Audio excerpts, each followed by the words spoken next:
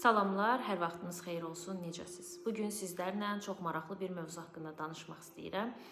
Mən dəyişsəm, o dəyişərmi? Mən düzəlsəm, o düzələrmi? Mən bu cür rəftar etsəm, o mənə fikrini dəyişərmi? Mən özümü bu cür aparsam, o mənə sevərmi? O məni dəyərli görərmi? Və s. Sən dəyişsən də, sən nə etsən də, o insan özü istəmədiyi müddətcə dəyişməyəcək. Sən nə etmək istəsən də, sən nələr etsən də, bir insan özü dəyişmək istəmirsə dəyişməyəcək. Sən düşünə bilərsən ki, mən ritual edim, mən tarot baxdırım, mən 555 afirmasiya deyim, gündə güzgünün yanında o məni sevir, o məni görür deyim. Bu, qarşı tərəfin iradəsinə təsir etməkdir və sən bunu edərək özünü yalnız xəstə edə bilərsən psixoloji baxımdan. Sağlam olan nədir? Sağlam olan odur ki, sən illüziyalardan çıxmalısan, bu bir.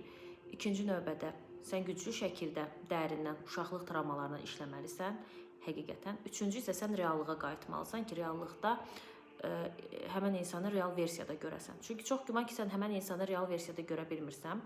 Uşaq vaxtı tamamlanmamış, emosional, maddi, fiziksel, intellektual ehtiyaclarını yalnız qarşı tərəfə yükləməklə onu dəyişdirəcəyini düşünürsən və yaxud da ona uyğunlaşacağını düşünürsən. Mən isə sənə sual vermək istəyirəm.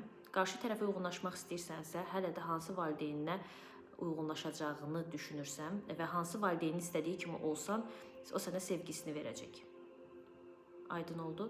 Yəni, burada demək istədiyim odur ki, sən partnyoruna qarşı dəyişəcəyini düşünürsənsə və dəyişəcəyin halda o səni sevəcəyini düşünürsənsə, burada şərtli meyarla böyüdülməyin bir misalı var. Çünki zaten səni sevən, səni istəyən insan səni olduğu kimi sevir, görür, təsdiq edir. Bunu indiki psixan qəbul etməsə də bu reallıqdır. İkinci versiyada nə üçün mən davamlı qarşı tərəfi dəyişdirməyə ehtiyac duyuram? Əgər hələ də qarşı tərəfi dəyişdirməyə ehtiyac duyursansa, çox güman ki, uşaqlıqda hansısa valideynin sevmə şəkli səni tətmin etməyib və indi münasibətdə olduğun insanın da dəyişdirəcəyini düşünərək özünə uyğun sevgi modeli biçmək istəyirsən, amma bu da hansısa valideyninin izidir. Bunları söyləmək mənim üçün ağırdır, amma təəssüflə deyə bilərəm ki, əgər bu cür haldasansa, aslı bir münasibətdəsən, bəs mənə sual verə bilərsiniz ki, mən necə edeyim ki, bu durumdan çıxım? Mənim sənə yalnız və yalnız edəcəyim 3 təklif var.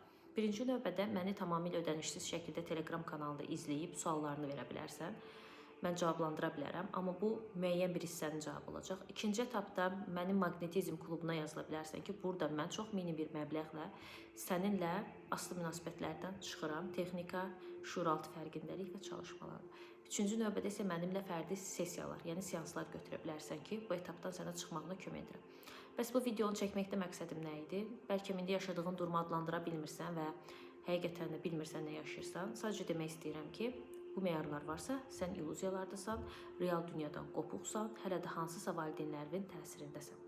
Və mütləq şəkildə yetişkin versiyanla məsuliyyət götürüb öz üzərində işləməlisən. Yəni, sən öz üzərində işləmədiyin müddətcə heç bir sehir, heç kəs və yaxud da verdiyin suala belə cavab müvəqqəti cavablanacaq. Amma dərindən iş lazımdır. Yəni, bunu bəzən deyəndə insanlar düşünür ki, niyə axı olmur? Amma bir insan öz üzərində işləməsi bir gün, 2 günə başa gəlmir. Bəlkə sənin üçün bu bir həftə, biri üçün bir ay, biri üçün bir ildir. Bu da sənin psixi durumuna baxacaq və ona uyğun özün görəcəksən ki, həqiqətən hansı etapda qalmısan. Ümid edirəm ki, video sənin üçün çox faydalı oldu. Faydalı oldusa rəy yazmağı və like basmağı unutma.